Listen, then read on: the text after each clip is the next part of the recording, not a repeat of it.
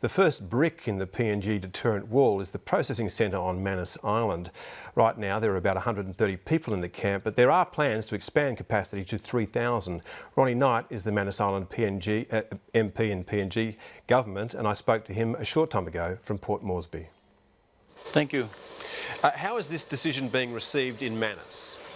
It's a lot of mixed emotions. Most of the people that I can see are for it, looking at the development aspects of it. We're looking forward to, if this goes through, we should be able to get Mamoti Airport to be upgraded to an international airport.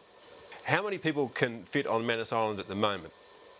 At the detention centre, apparently it should be around about 400 to 500 as far as I know. When they expand the temporary facilities, how many people do you think can be held there while we wait for the permanent facilities to be built? That is a very interesting question. At the moment, I believe they can handle probably up to 500. Then that would be crowded. They would need to do some extensive work as they build more tents and they put up more dongas. They would also need to, upgrade the messing facilities and all the associated things to go with that as well. So that can in a military operation, that can pretty much be done within a week or so.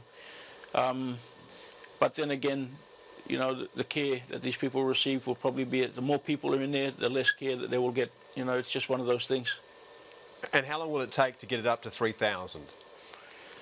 If you're talking about the permanent facility and the scope of building that I'm looking at now, I believe that it will take about 2 years to complete a permanent facility.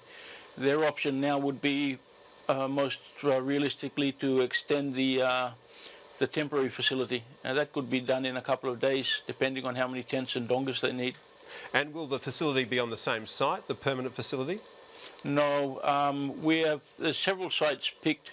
The one that they're putting forward to be used now, it's in Ward 2 in Lorengau Town, which will be a contentious issue. Most of us here were not, like I myself was not involved in the discussions and not asked to give advice, but I would rather that this facility be put on Los Negros. It's on government land out of town and it's isolated. It's the same as if you had an asylum centre seeker in the middle of Cairns. It doesn't make sense to have something like that in the middle of our town. Is it the Australian government that's pushing that site? I'm not sure where the idea is coming from. I don't believe the Australian government is behind. I think it's something between our public servants and our politicians. Why is it, do you think, that people are keen to locate this centre right in the middle of your town? That's a hard one.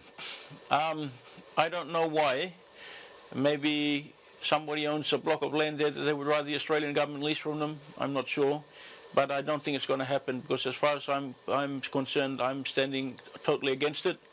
And the people, I'm asking the Australian government and the Papua New Guinea government to realise that this block of land that is there that they're trying to use is in the middle of town. You promised the Los Negros people something else.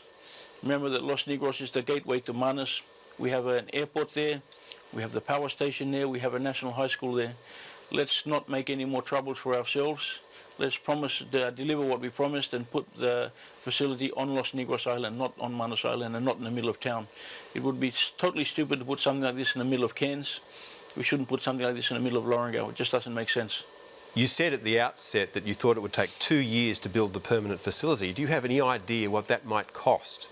Yeah, I think I cited some documents that the idea was that the building, the original building, which I believe was to accommodate 600, was going to cost about $72 million.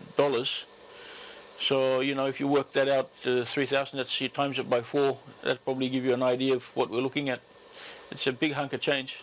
Give us some sense of the population of Lorengau. How big is it? Lorengau town, you're looking at, got a population of about 5,000.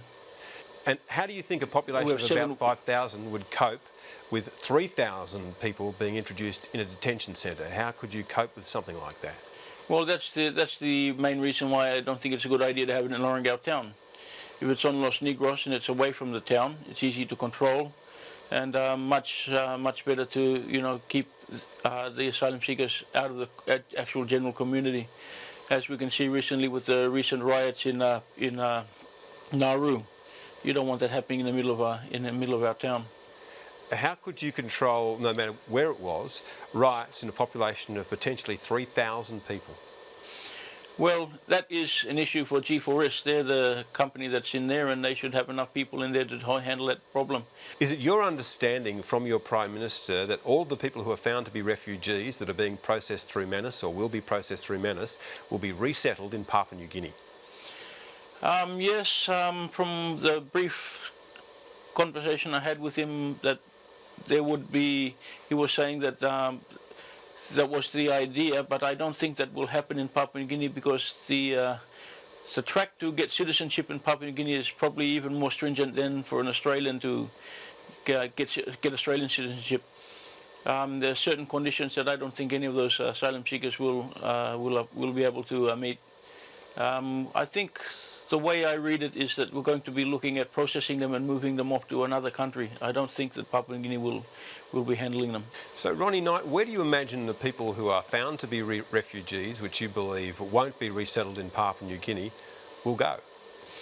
Well, mate, that's the good question. That's between our Prime Ministers. I have no idea at the moment, but I believe that they could be put to countries that maybe owe Papua New Guinea some favours, maybe other third world countries or other third countries, not third world countries, third countries. We're looking at other Pacific countries, maybe New Zealand. I'm not sure, but we'll find out later as the plan evolves. Myself, I knew nothing about it, until Friday morning when the Prime Minister talked to me, just like everybody. So I don't know the real nitty-gritty of it, but I don't think that they would make a plan like that without, having a look at all the aspects of it. But I will say this, it's a brave plan by the Australian Prime Minister. I know it'll put a stop to a lot of people coming to Australia if they know they're going to be stuck in Manus for 3 or 4 years. And maybe it's just one of those things that will make them think twice before trying to come to the back door. Ronnie Knight, thank you. Thank you very much.